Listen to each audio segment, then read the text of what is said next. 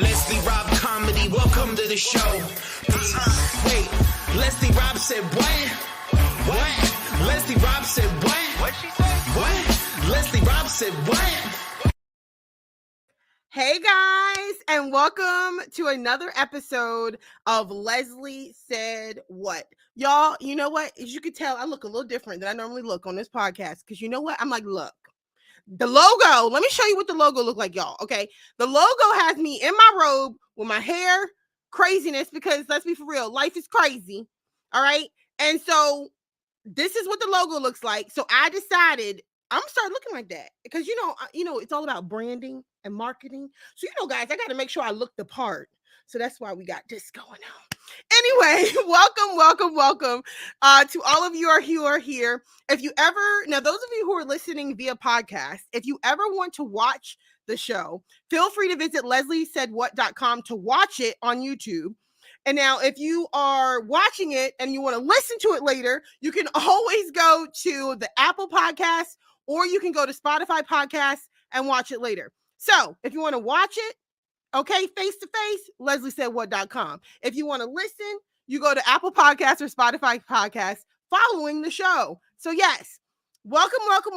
Say hi in the comments, guys, so that we know that you're here. And feel free to join the conversation because y'all, if y'all ain't talking, then it just get weird and boring. So the way you join the conversation is in the comments. So you can ask questions, whatever you want. Let's just have fun, talk, have a good time. Now, if you're like, girl, what is we even talking about? Well, let me show you what we're talking about. So Britni is coming with us today, and she's going to talk to us about how she taught until Jesus said otherwise. But feel free to ask questions. Join us in the comments. Now, if you're like, okay, who's Britni? Okay, well, Britni Bryan is a pastor's wife, a mother of four, author, a Bible teacher, traveling nationwide, speaking for events, conferences, as well as serving as a keynote speaker for the Unknown Tour. And guess what, guys? She used to be one of us. She used to be a teacher. Okay, so she's going to talk to us all about that. All right, and how that changed because Jesus said, not because she said, but Jesus said. Okay, so we got to go with Jesus said. All right, so anyway, without further ado, guys. Oh, I see somebody in the comments. Morning, Sue. Thanks for being here. Okay, guys, so without further ado, we're going to bring on Britni. Hey, Britni. Hey, good morning. Morning, girl. How are you? I'm good. How are you? Good. Now, guys, get this. Britni is Central Time, so she's even earlier than 10 a.m. Okay, it's like what, Brit? It's like 9 a.m. there? It's 9. Mm-hmm. Yeah. See, y'all, look, she got dedication. I even told her, I said, hey, girl, you want me to switch up the time frame? And she's like, no, it's fine. So God bless her for getting up early for us. Okay, Britt. So thank you so much for taking the time to be here on your Friday morning. I tried to make it early so we can get in and get her done. And that way you can enjoy your Friday. Awesome. All right, guys. So here we're going to go, guys. We're going to jump in. Okay, Britt, tell us, who is Britni Bryan? Well, I am a former teacher, former middle school teacher. I taught middle school for 9 years. Yeah, 9 years. I know, girl, but I love it. Oh my gosh. And I am married to my husband, Jordan. We serve in a church in Lufkin, Texas. And we have 4 kiddos that we're raising here in a little bitty small town. And I love the Lord. I love the Lord. And my husband and I are both in a full-time ministry. And so, but formerly a teacher. So yes. I love me some about you, but I feel like if once I've been a teacher, I'm still a teacher. Like, it just is in us. And they're all still my kids. Legit. Whether you see them in like here, there, and everywhere, you're like, it's gonna always be Miss Bryan. Right. Now, Britt, let's say this. Okay, middle school, girl. God bless you. I did middle school for 1 year. I will never do it again. Never. Now you said you liked it? Was it 7th? I did all 3 because I taught family consumer sciences, which was like, used to be called home ec. But so I did 6th, 7th, and 8th grade exploratory. Oh, wow. Girl, the struggle. I hear you. And so you enjoyed it, you said? I loved it. And like, I I don't have that story of like, a lot of my teacher friends were like, I always knew I wanted to be a teacher.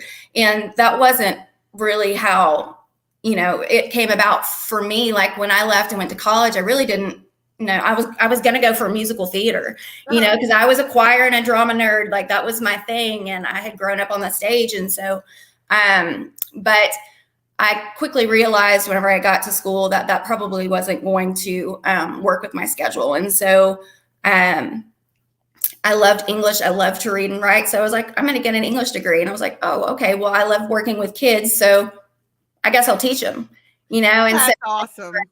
I taught eighth grade English for 4 years. And then I taught sixth grade English for 5 before the Lord called me out of the classroom. Oh, wow. That's amazing, though. Like, literally, like the fact that you enjoyed it. And you can tell, like, just by you talking about it, you can tell the joy that you had in teaching. And believe it or not, a lot of teachers nowadays, like, you don't see the joy anymore. It's quickly fading away. And that's kind of the sad and the scary part. It is. Yeah. Now, Britt, you have another funny story. Not funny, I guess, in a funny way, but like, because you say funny, but I don't mean funny. But you have a story that's kind of unique in the fact that you can equate salvation and coming to Jesus to middle school, right? Yes. And I think that's so funny. That's just like God, that God would put me in a middle school classroom after rescuing me. You know what I mean? Yes, in middle school. Yeah. So I didn't grow up in the church. Like we didn't even go on to holidays. Okay. So I didn't know who Jesus was. Like I would say that probably the extent of my knowledge of Jesus was that baby that they put out in the cold in December in somebody's yard. Yeah. Like that's all that I knew. Yeah. And so anyway, in middle school, my choir director's daughter, she had her eyes set on me. She had her eyes set on my soul. I always tell everybody she was in hot pursuit of my soul. And that's awesome. We were in choir together, and she would start to, she wanted to invite me every Wednesday. And I was like, we don't do that here. Like and so it took me a long time to actually agree to go, but she ended up sharing the gospel with me and changed my eternity. Wow. And so I love to tell kids, like, you were never too young to make a kingdom impact, to make an eternal impact on somebody's life. And she just loved me so well. And she knew that I was, a good girl, and I did, I had good morals or whatever, but she knew that I was missing the good news. So it was really cool. So it's like just amazing to me because like people, they think, oh, children are children, but there's a reason the Bible said a child will lead them. Like, you know what I mean? Like you just have no idea the impact that, people as parents and like planting that seed while they're young and then they're paying it forward. Like Right. Who knew that this middle school friend that you had would be the key to unlocking, your relationship with Jesus forever. Like what? And change the trajectory of my life. Like legit from a middle school friend. Yes. Yeah. Like I just wanted to like really emphasize that heavily because like people don't understand the impact that you planting that seed of the gospel with your children while they're young. You may think they're not hearing you. You may think it doesn't matter, but that's why it's so important, especially nowadays. If you know the kids that I know, you want to plant those seeds as young and early as possible. Okay. Kids be crazy. Yes. Kids be tripping. They be tripping. Yes, and it starts at home. It does. It starts at home. And it's crazy. Like I said, like, and then you have this girl that you're friends with and you're like, okay, like we don't even know, how they are. Like kids don't understand what they're talking about. Oh, but she did. Oh, she knew exactly what she was doing. And she was like, I think back on, I'm like, how brave was that? You're talking about a 12-year-old girl, and she was persistent because I told her no for a very long time. And really the only reason I went that first time, I was like, well, maybe if I say yes, she'll stop asking me. And I knew there was going to be food. So I was like, okay, I can do this. Yeah, I'll go to church with you for the food. Yeah, that's right. That's right. I'll be there for some grub. Exactly. Well, Britt, so like, it's like we just said before, like it's crazy that your middle school friend is the one who led you to Jesus in middle school, but it's even crazier that you end up becoming a middle school teacher later on. Yeah. So I know that like you taught up until not too long ago, right? About 5 years ago. Okay, so tell us about almost that. 6. So I would say probably 2015, 2016 is when I started to feel the Lord planting that seed in my heart. Mm-hmm. You know, and at this point, my husband was already in full-time ministry. And I started to feel the Lord really pulling me towards women's ministry. Uh-huh. And I was also struggling with chronic illness. I have multiple autoimmune issues. Mm-hmm. And so it started to become physically difficult for me to really even stand past like 10 o'clock. And which, you know, is teaching. Oh, you're standing almost the whole time. Right. And I kept telling the Lord, like, no, you're wrong. I think you got the wrong girl, you know, and I had a lot of insecurity about stepping out into full-time ministry because like I wasn't raised in the church. You know, the enemy starts with that stuff. You weren't raised in the church. You don't have a seminary degree. You don't know the Bible as well as some of these people that have seminary degrees. It was just very intimidating to me. And I loved to write. And so I was already currently writing, and I knew that there would be a season that I would have a book. Like it was just something that I had always wanted to do, but this speaking thing was super scary for me. Yeah. And even though I had grown up on a stage my entire life, you know, it was just, I felt so inadequate. And the last school year that I taught was 2016, 2017. I no longer, like my health was so bad. And I knew it beyond the shadow of a doubt in my heart that God was asking me to step out of the classroom and into full-time ministry. I didn't know what it looked like. And it was scary, even financially, you know. We've got 4 kids. And so there was, to an outsider looking in, it may have even looked irresponsible, you know, because when they say, oh, well, what are you going to do? Oh, I'm going to go into full-time ministry. Well, so what are you going to do? Well, I have no idea. God just said go. You know, I don't know. Yeah. But I gave God my scared yes. And that scared yes, girl. Oh, give it to him scared. Yes. And he did the rest. You give him your yes and he will do the rest. And so and he did within that next year. Like I had nothing to do with me getting to speak. Like it was all God.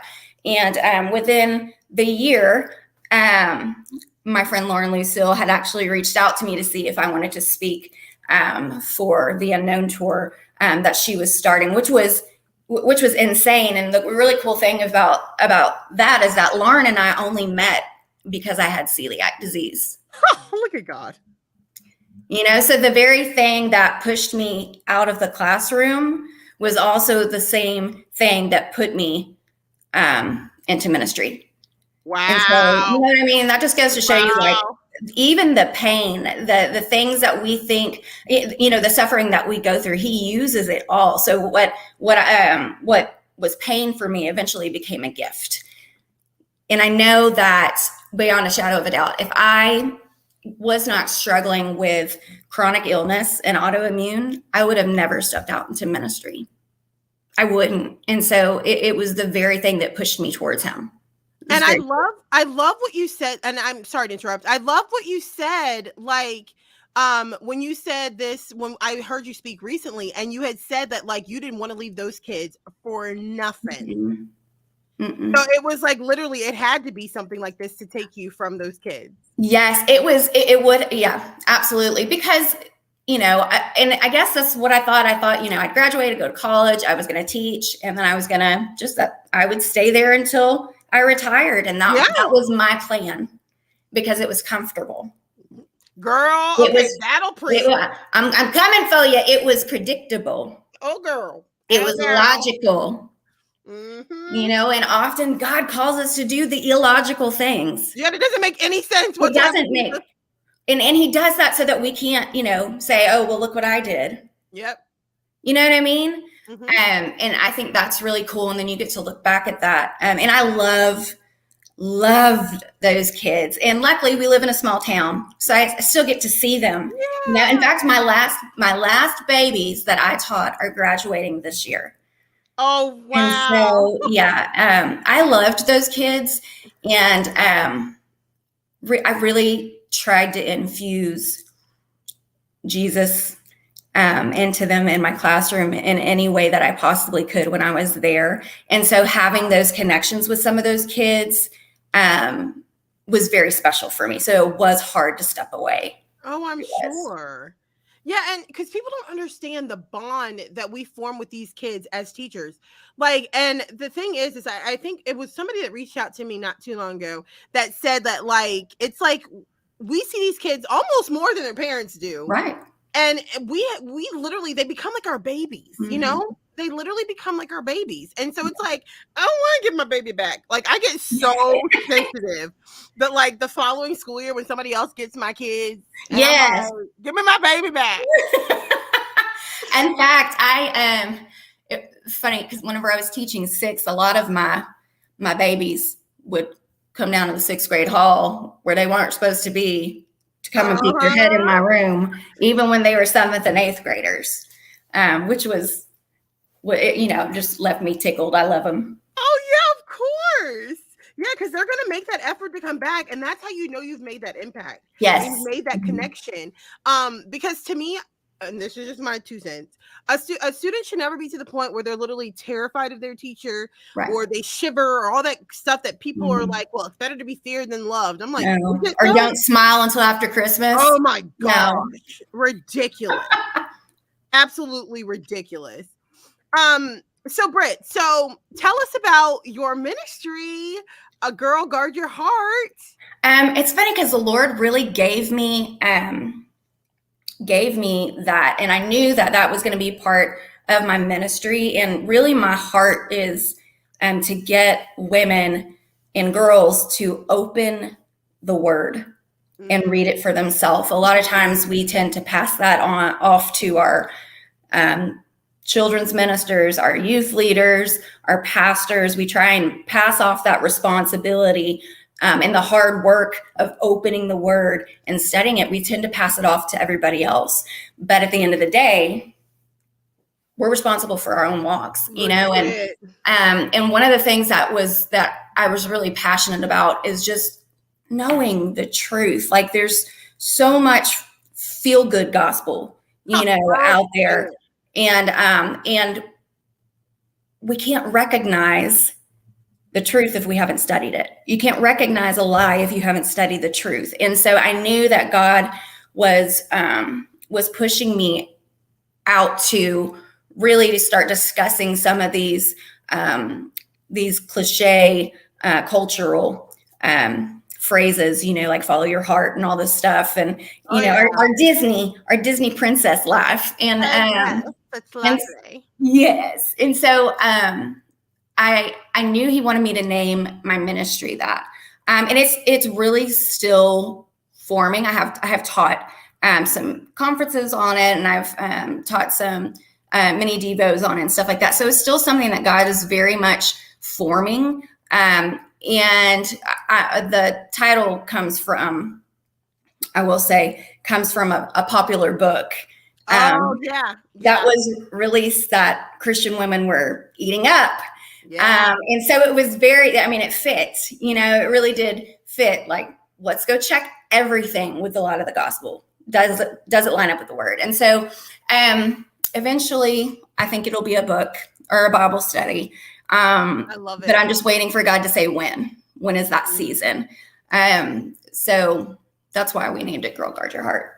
And I love that you said you're waiting on God. Like, yes.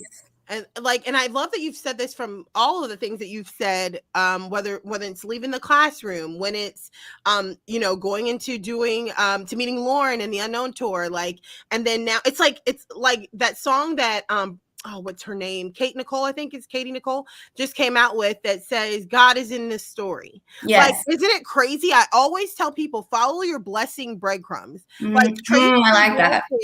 Back to where it all formed, and it will blow your mind. Right.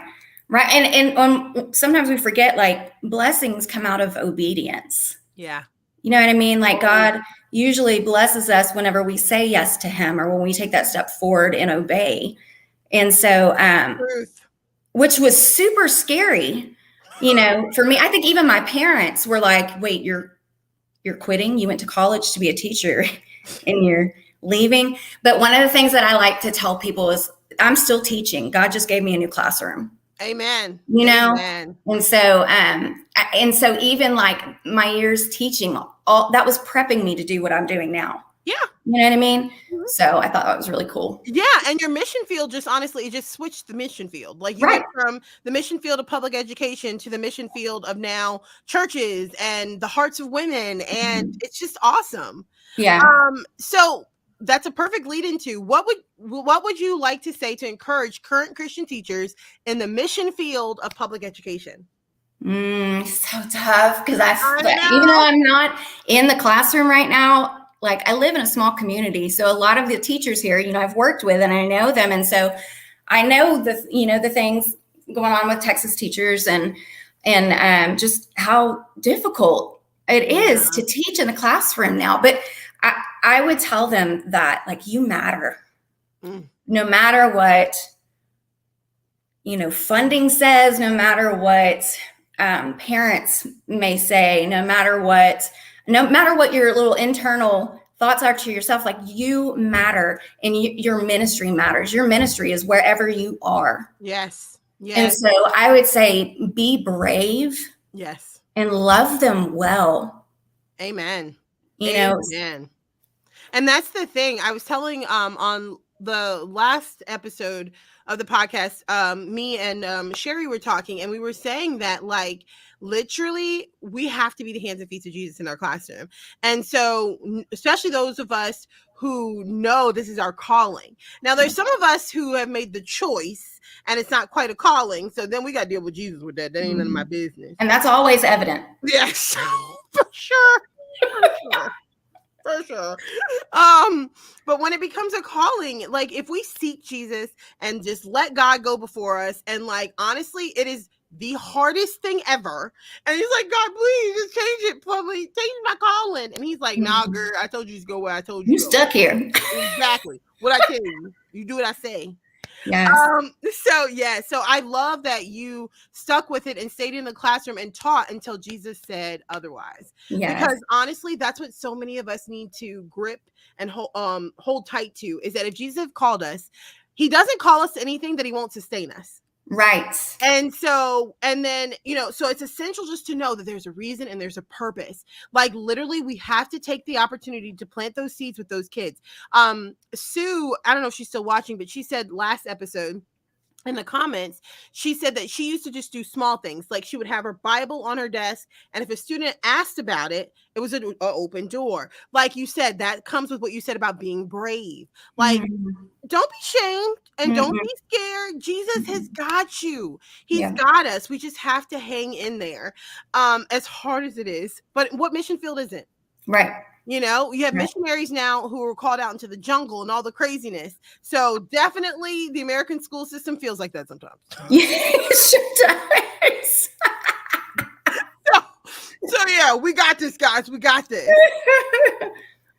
Well, Britt, I just want to say thank you so much for taking this time out with us today. Like, I'm so glad you could make time in your schedule to be here, because truly I thought it was essential that people know your story. I love the middle school story aspect with your friend, and then you end up teaching middle. It's just awesome. And then sticking with it until God's called you otherwise.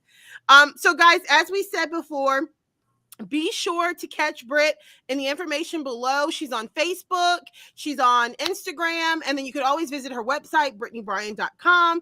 And also, definitely, guys, keep an eye out for her ministry, Girl Guard Your Heart. Thank you so much, Britt, for being here. Thank you for having me. And guys, definitely catch us on the Unknown Tour.